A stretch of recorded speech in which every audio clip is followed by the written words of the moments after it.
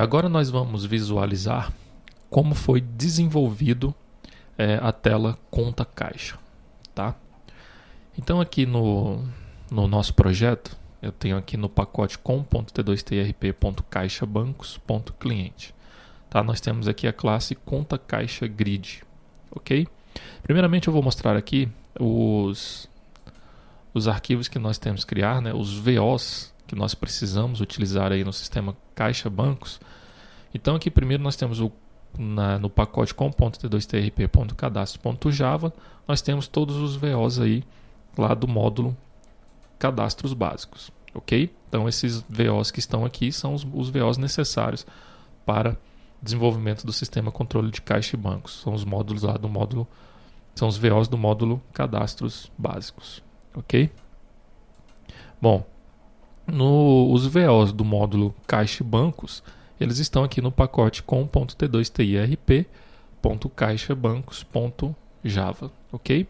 Então nós temos aí o VO fechamento caixa banco VO, nós temos aí o VO movimento caixa banco VO, ok? E nós temos aqui também um outro VO, movimento caixa banco ID. Por que eu criei esse movimento caixa banco ID? Bom, se nós visualizarmos aqui, esse VO, movimento caixa banco VO, ele representa aí a view movimento caixa banco, ok? Onde nós temos aqui os atributos, né? Os campos dessa view. Só que nessa view nós não temos uma chave primária, ok? E por isso eu precisei criar aqui uma outra classe, que é o movimento caixa banco ID, para que eu pudesse mapear esse VO no Hibernate. Porque o Hibernate ele não aceita, você não consegue mapear uma classe onde não exista mapear uma tabela onde não exista uma chave primária, ok? Então aqui no movimento caixa banco VO eu tenho todos os atributos da minha view, no caso lá ID conta caixa, nome, data pago recebido, histórico, valor pago, data lançamento, descrição natureza financeira, descrição documento origem e operação. Vocês podem perceber que isso aí são todos os campos que nós temos aqui na nossa view, ok? E na classe movimento caixa banco ID eu tenho aqui somente um atributo, tá? Que é o atributo movimento caixa banco VO, atributo movimento caixa banco. E nós temos que adicionar aqui a anotação ID. E nós também associamos esta classe à nossa tabela, aliás, a nossa view, movimento caixa banco, né? Que no caso o comportamento dela é como se fosse uma tabela. E aqui no movimento caixa banco VO, nós adicionamos aqui a anotação embutido, ok? Então nós precisamos criar aí uma outra classe para que pudéssemos mapear a view movimento caixa banco aí no Hibernate, ok? Nós vamos visualizar aqui então o arquivo hibernate.cfg.xml, tá? Então veja aí que nós mapeamos aí as classes do módulo caixa e bancos, no caso movimento caixa banco VO, aliás aqui é fechamento caixa banco VO, né? Nós temos o movimento caixa banco VO e o movimento caixa banco ID. Se nós não criássemos aí o movimento caixa banco ID, o Hibernate não iria conseguir mapear esta tabela, esta classe, ok? Um outro arquivo aqui do Hibernate também é o hibernate.properties, tá? Neste arquivo nós temos aí a configuração do banco de dados, né? É a classe que ele vai se conectar, no caso lá é o driver do MySQL, ok? Nós temos aqui a conexão, qual que é a URL de conexão, no caso aqui estamos utilizando o banco no localhost, né? O nome do banco T2TIRP, nós temos aqui o nome do usuário que vai acessar esse banco de dados e a senha do usuário que vai acessar o banco de dados. No caso aqui, o usuário root, senha root. Ok? Bom, então voltando aqui, nos pacotes, nós temos aqui, nós visualizamos aí os VOs do módulo cadastro, os VO do módulo caixa e bancos. Ok, então vamos abrir aqui a nossa tela conta caixa grid, ok? É nessa classe aqui, é nesta tela onde nós visualizamos aí as contas caixas que estão cadastradas no banco de dados, ok? Então aqui eu tenho uma barra de navegação, ok? Aqui nós temos um reload button e aqui nós temos um JFormatted text field, ok? Onde o usuário vai informar aí o período que ele quer visualizar o movimento caixa-banco. E aqui nessa grid nós temos nessa grid que vai ser listado aí o movimento caixa-banco, ok? As propriedades dessa grid: o value object class name é com.t2tirp.cadastros.java.conta caixa vo, tá? Então aqui nós visualizamos as contas caixas cadastradas aí no banco de dados. Aqui no código fonte nós definimos a máscara para o JFormatted text field, ok? Nós colocamos aí uma máscara para que ele digite 6 caracteres, né? Sendo que os 2 primeiros representam o mês e os 4 últimos representam aí o ano, ok? Criamos aí os 2 métodos, getGrid1, onde vai retornar a grid control 1, que é a grid onde nós listamos aí as contas caixas, e o getPeríodo. Esse getPeríodo, esse método getPeríodo, ele vai retornar para a gente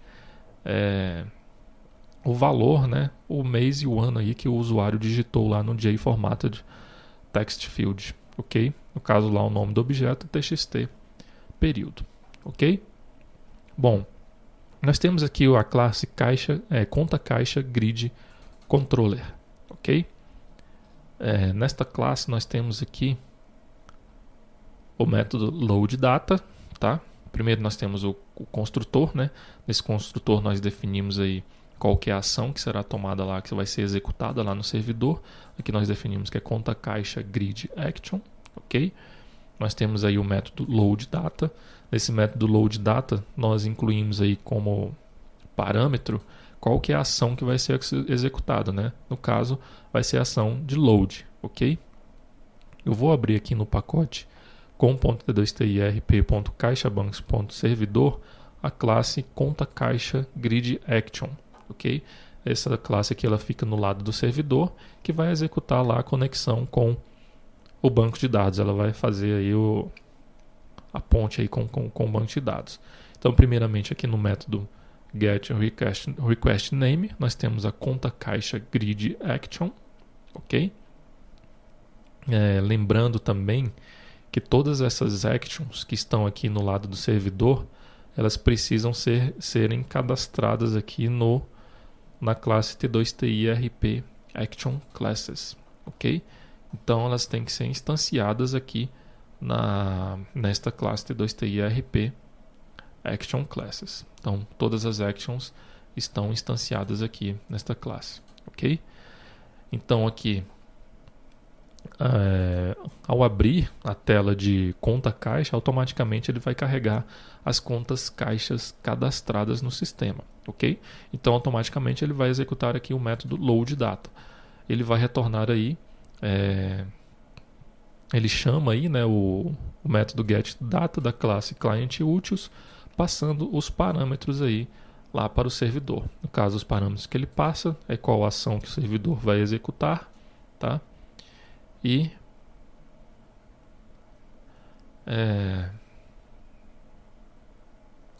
no caso, essa ação do servidor é o nome lá da action, né? É o request name da action. E aqui dentro desse grid params nós informamos aí qual a ação que a classe vai executar. No caso, vai ser uma ação de load. Então aqui na classe conta caixa grid action, ele vai abrir aí para a gente. Ele verifica que a ação é uma ação de load e vai executar aqui o método load. E ele vai buscar lá no banco de dados as contas caixas cadastradas no sistema, ok? Bom, nós temos aqui um outro método, o método double click. Nesse método double click, nós iremos aí abrir a tela movimento caixa banco, tá? De determinada conta caixa. Primeiramente, ele chama aqui o método valida período. O que é esse método valida período? Esse método valida período, ele vai verificar se o usuário informou um período válido, tá? Se o mês e o ano que ele informou ali no txt período é válido. Se for válido, ele vai criar aí um objeto do tipo conta caixa. Ele vai formatar a data de início de acordo aí com o período que o usuário informou, ok? Ele vai buscar aí qual que é a data fim. No caso lá, se o usuário informou, por exemplo, o período abril de 2011, então o período que o sistema vai buscar será 1/4/2011 até o último dia de 2011. E como é que nós fizemos aqui para saber qual o último dia do mês que o usuário informou? Então aqui tem um método chamado último dia do mês, onde nós passamos como parâmetro a data de início, ok? Esse método último dia do mês, ele calcula qual que é o último dia daquele mês, informado aqui na data de início, e retorna aí para a gente a data do último dia daquele mês, ok? Bom, e logo após nós instanciamos aí a classe movimento caixa banco grid controller, ok? E neste construtor aqui nós temos que passar como parâmetro uma conta caixa, é a conta caixa que nós iremos visualizar, o período, né, que no caso é a data de início, e a data de fim, ok?